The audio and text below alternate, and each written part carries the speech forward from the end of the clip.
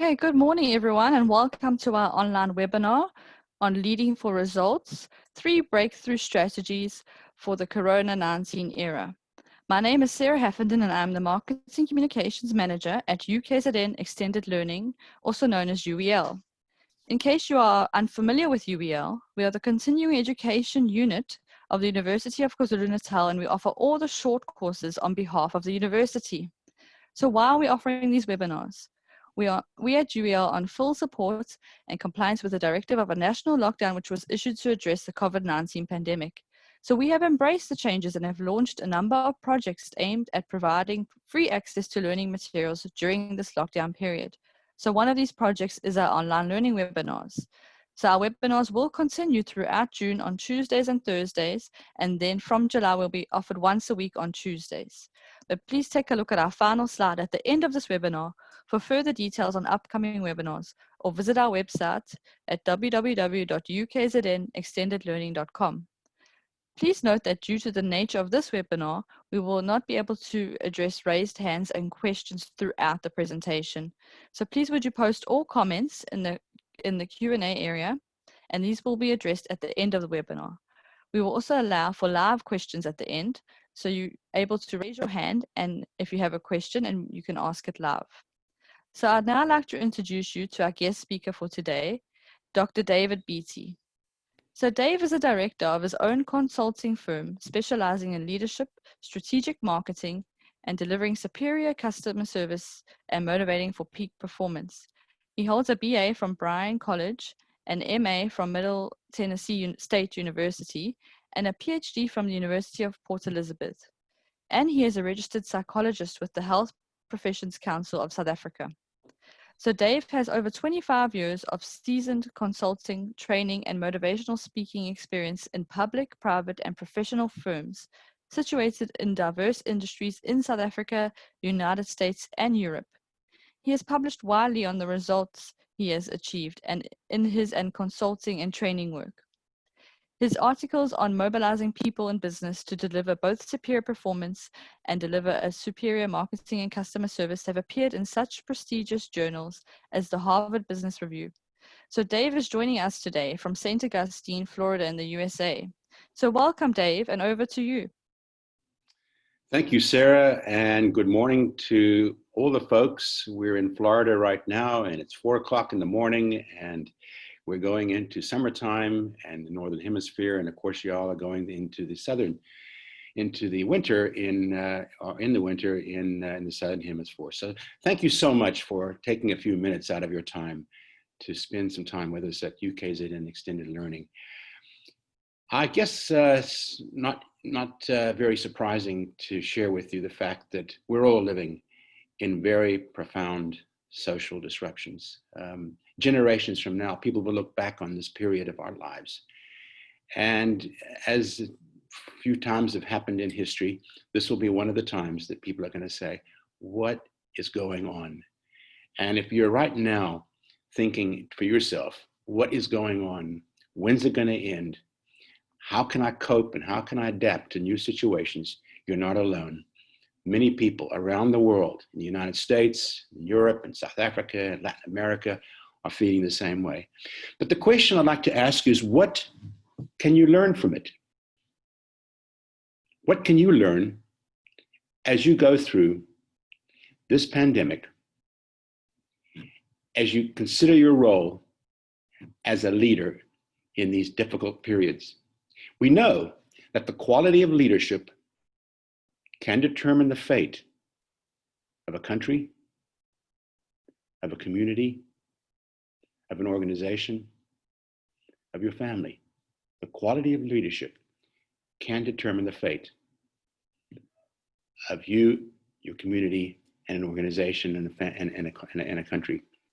So what I'd like to do is, because the quality of leadership is so important, I'd like to suggest 3 strategies based on some research that I've done and consulting over a number of years that you might consider as you think about leading yourself, leading others, and leading for results.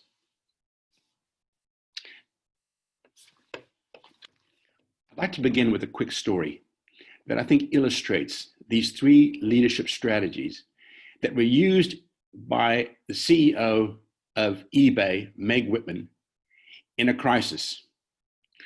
You might remember in 2001 that the World Trade Center in New York was bombed. Meg was the CEO of eBay at the time. She was in Tokyo, Japan, when the crisis occurred.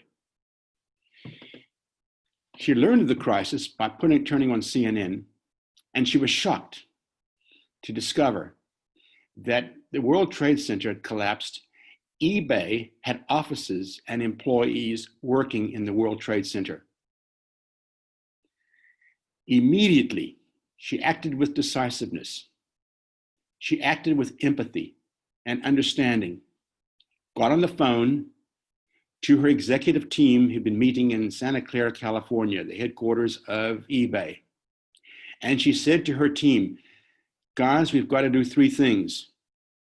First, we have to check on the health and the safety of our employees in the World Trade Center.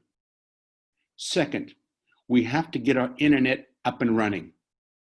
Because third, we will donate 10% of profits to the victims of 9/11. Well, what can we learn from Meg's approach in leadership to that crisis? And how do these three strategies help us understand what she did that actually helped the organization through a very, very difficult period? And as you are listening to the webinar now, perhaps right now you're feeling, well, I feel a sense of crisis. Job loss, perhaps, family issues that have gone on with safety. So let's think more about what she did to, first of all, lead herself through this period, and then how she led others, and then how she achieved results. First of all, she had to lead herself. Let's go to the next slide here. Leadership begins from the inside out. It begins with a sense of self-awareness, to recognize that going through crises such as we have in the Corona-19 era means we have to first drive out fear and demonstrate emotional maturity. Someone once looked at the term fear, and you can see four letters, F-E-A-R.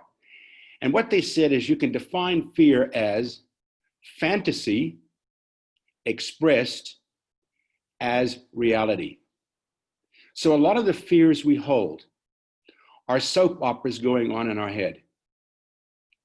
And those are not easy to manage.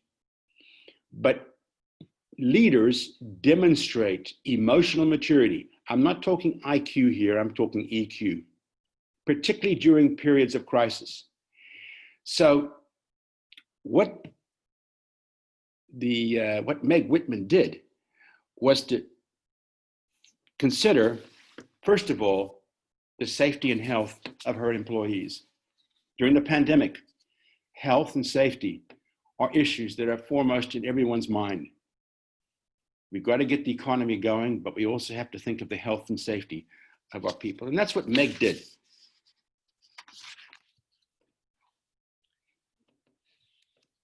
Think about these two questions. How would you describe your current circumstances in the Corona era?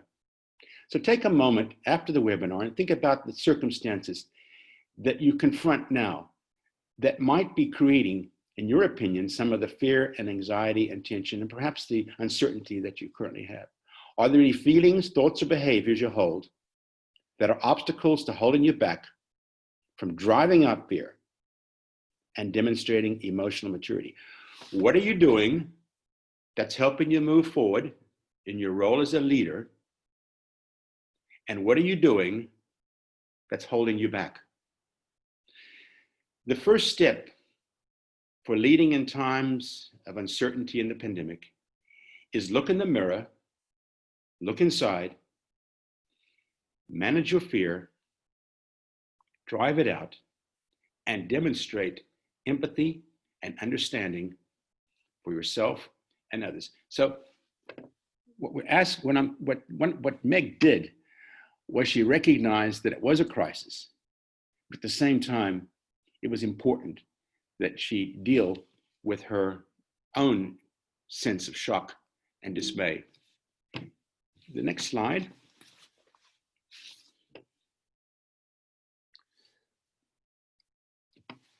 Let me give you 3 tips that I suggest you consider. First of all, manage your internal world. Think right now of any negative thoughts, feelings, or behaviors that cause the fear, that holds you back from staying on the positive side of the energy curve. Negativity, anxiety are emotions that put you in a hole, and the only way that you can begin to get out of that hole is to begin to think about what are the things you can control and change. Focus on those, and don't worry about things you don't control and you cannot change. So focus on the things you can control, the circumstances you can control, but don't worry about things you can't. That's the first thing. Second, I recommend that you write a daily journal. Start with some of the you might in your journal begin thinking about some of these negative self-statements and dialogues that are going on in your head. These circumstances tie me up. I don't know what I'm going to do anymore. My company, my firm, my team, they're all over the place. Our lives have changed. Our jobs have changed. If those thoughts are creating obstacles for you in moving forward, I'm going to ask you to challenge them. And I'm going to ask you to, first of all, think of something that you're grateful for and begin to live your life first with gratitude. Drive out fear by focusing on one thing each day that you're grateful for.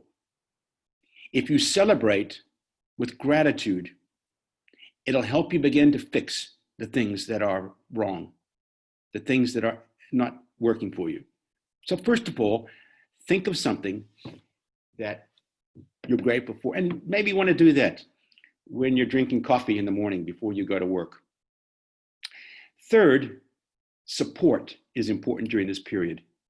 Support from family, friends, a mentor, a life coach, maybe your boss, but reach out to others as you go through this period. Leadership begins by looking in the mirror and from the inside out, leading myself. Meg led herself. But secondly, what Meg did was she led her team.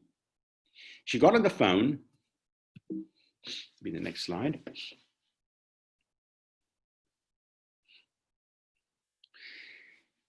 She got on the phone and she called her executive team, and she acted with decisiveness and action. She led from the front. In times of crisis and in times of uncertainty, you don't want to be sitting in your office, sending out emails, generating spreadsheets, focusing on Excel numbers, and what you want to be is connected to your people. Leadership is not a spectator sport. Leadership is when you're in the game. Leadership is when you're involved. Leadership is when you're connected. Lead from the front. Meg was on the phone and with 3 things for her executive team said, I want you to, first of all, get the internet up and running. I want you to make sure that our employees are health, safety, and that we're going to donate 10% of our profits to the community around us. She led from the front. The 2 questions you might be asking: what do you need from me in order for you to achieve results? This is what I need from you.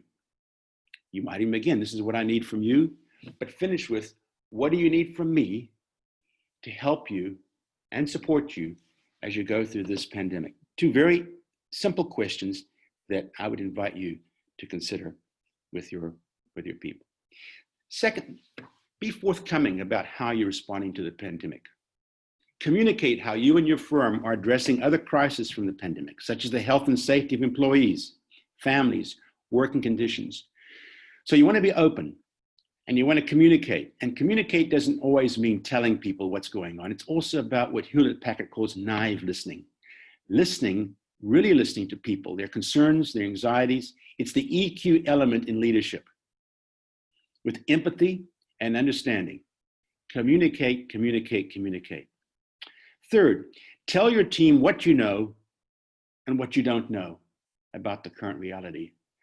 You see, during this period, because we are facing a crisis that very few people know what is really going on, people expect that you're going to be human, that you're not going to know everything, that you don't have the answers to everything. But as a leader, you'll mobilize with your team about how you can focus on things to control and focus on things to move forward. And I'll tell you more about that when we get into results. Be transparent about revenue estimates, methodologies, and efforts to manage the impact of the pandemic.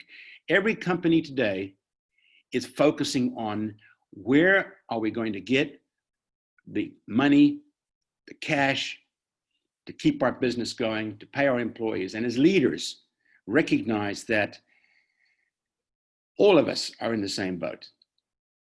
People are struggling financially, companies are struggling financially, and the methods that we're going to need to use to move forward in managing cash and managing revenue is to recognize that some of these new ways of looking at tax, looking at cash flow, are going to be things that we're all going to have to relook at and look at ways together of saving money. And one company in the United States actually has begun to put profit and loss statements for its employees to let them realize that they have a responsibility to help the organization and help the team manage the cash, manage the situation when it comes to financials moving forward. So get people involved. Fifth, let go of the line between personal and professional relationships. Create strong and desirable relationships. Be human, show care, concern, and empathy. This is not the time to be cold and calculating.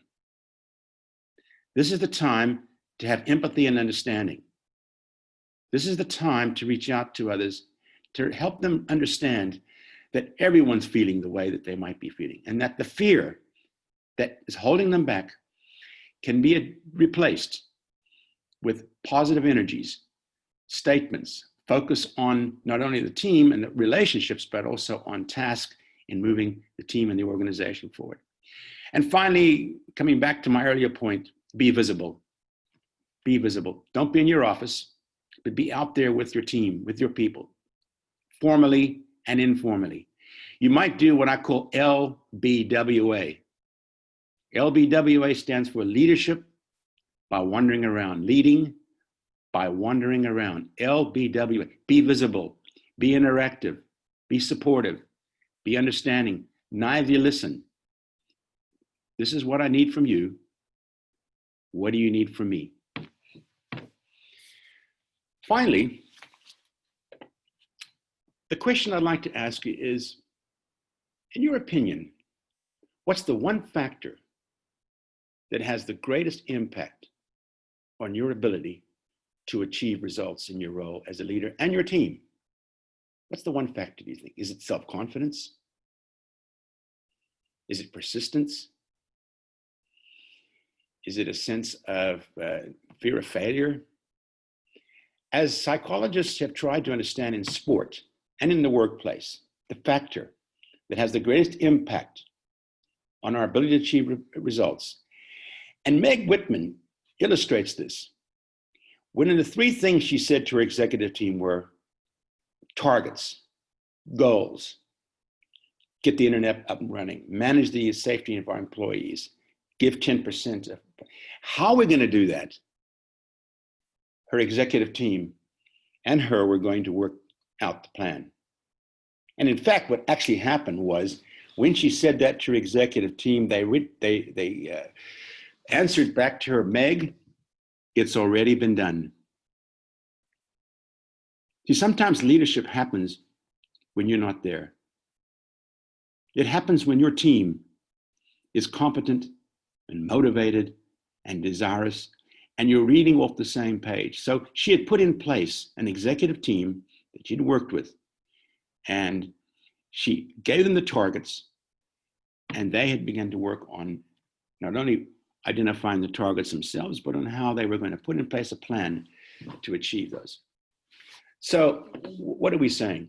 Well, first of all, focus on the end in mind. What is the result you want to achieve? What's the target you want to get? Connect that target to a vision, a picture.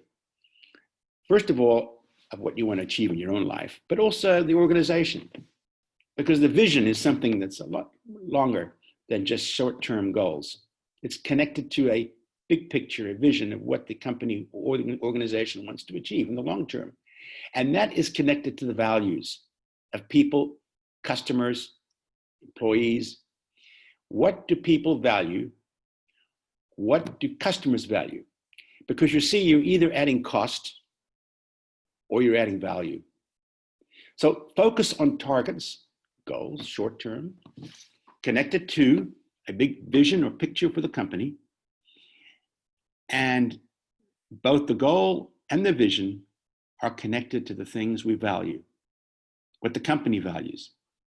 And right now, these values, many of them are being questioned.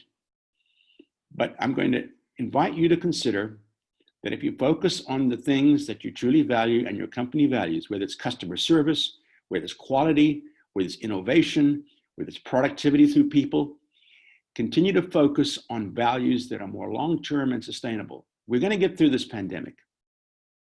There will be a vaccine. So don't let the crisis, which is short-term, interfere with your long-term sense of what you and the organization values. So first of all, you might think about what do you want to achieve as a leader with your people during and after the pandemic. So what do we want to achieve? What results? Let's begin with the end in mind. And how can we continue to focus on our goals connected to a big picture vision that we desire to help us move forward? Now, how can goals connected to a vision that we value help us? And why is it so important and so impactful for achieving results? Well, first of all, goals that we desire help us understand why we're currently doing what we're doing. It moves us forward because we can generate the energy it takes to achieve a goal that we value, a target that we value. And you have to, with your team, begin to think about that target and that goal and connect people to the things that they value and the organization values in executing that goal. Second, goals help us persist in the face of frustration. This is a difficult period. Many people are frustrated. You might be frustrated. Focus on the outcome, the target, the goal, a vision for your life, a vision for the organization, and that can help you get through. And also begin to help you understand why it is you're doing what you're doing, that there's meaning and there's purpose in what you're doing. So focus on the outcome, the goal, the target, the vision, the values. Finally, let you and your team know on what circumstances to focus on, and goals help us understand what things to stop doing, start doing, or continue doing. So the focus during periods of crisis is understand the circumstances, but don't put all your energy and focus immediately on that. Focus on what outcome or result you want to achieve, and then work back to decide what you need to stop doing or start doing to achieve or continue doing to achieve the target or the goal you wish to achieve with results. So the question really is, focus on the goal, focus on the target, and work back to decide what you have to do. Either continue doing, stop doing, or continue doing to achieve results. So I invite you to consider those 3 tips. Next slide. Finally, you might ask the question, did Meg achieve results? She led herself. She led her team.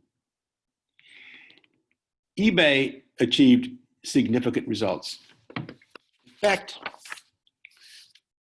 when she joined eBay, she joined the company as a startup with only 30 employees.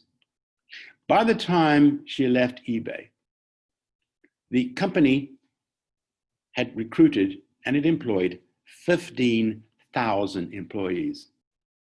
So think about that. Times of crisis, she was there. She led herself. She led others.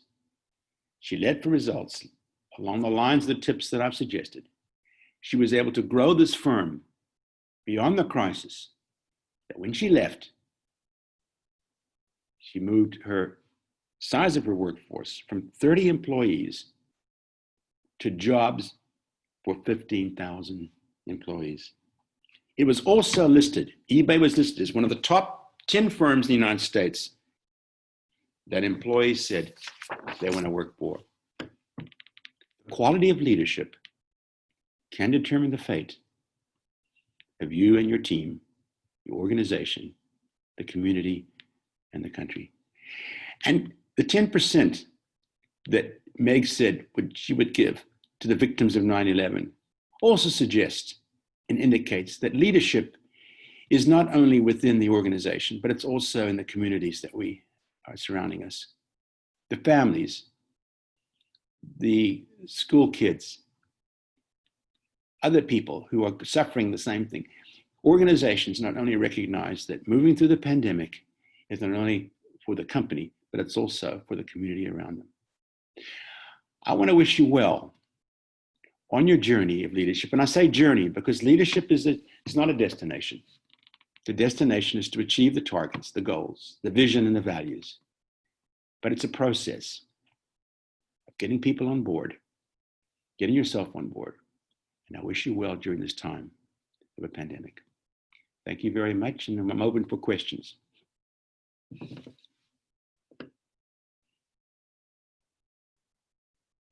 Thank you very much, David. A great presentation. Just if anyone has any questions or they would like to raise their hand and ask a question live, they're welcome to do so now. I'm also going to launch the poll in the meantime where you can rate the session. Debbie, I know you have your hand up and it was around the time when Dave was asking those 2 questions. I don't know if you still have something to talk about with that. So I'll just see if your hand is still raised in the next minute.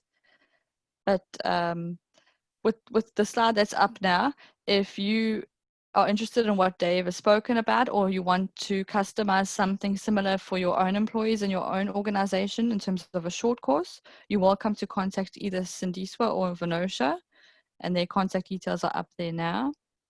Okay, I see Debbie put her hand down. So if anyone has a question, now's the time for you to type it in the Q&A box or raise your hand.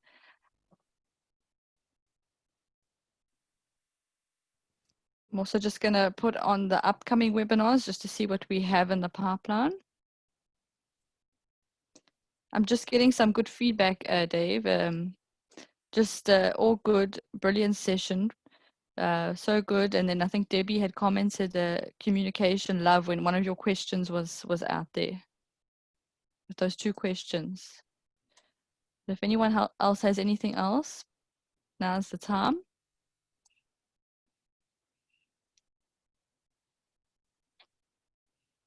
Okay. If anyone does think of something after we've closed off this presentation, when we do send out the mailer this afternoon with the video link, you're welcome to also post your questions there. I do have a question from Brian that's come through.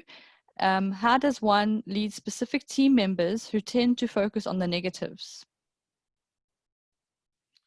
That's a great question, because for many people during these circumstances, negativity becomes almost part of what leaders do is manage the conversation. and all manner of people, and then ask people to give them, to begin perhaps by sharing a story or an example where they observed or they learned of how someone was able to rise above the negativity and focus on a positive action that was taken. So you might have your team do some storytelling. Look at situation, ask them to identify a situation or example, whether it's a personal one of a family member perhaps that was able to confront and challenge and work through and achieve some whatever target or goal or results that were needed. Have them share the story. Think about a positive event that occurred recently and share the story with your team. So begin by sharing stories that are examples of how people have confronted and have worked through the obstacles of the pandemic, whether it's at work or in a personal life or professional life. Storytelling with hope and understanding will help the team begin to start with stay on the positive side of the energy curve. Similar to what I've said, I gave you the Meg Whitman story. I gave you the Meg to show how someone was able to deal with the crisis of 9/11. Thanks, Dave. Okay, if there's no more questions that come through, as I said, you're welcome to then ask us a question in the feedback section of the mailer this afternoon.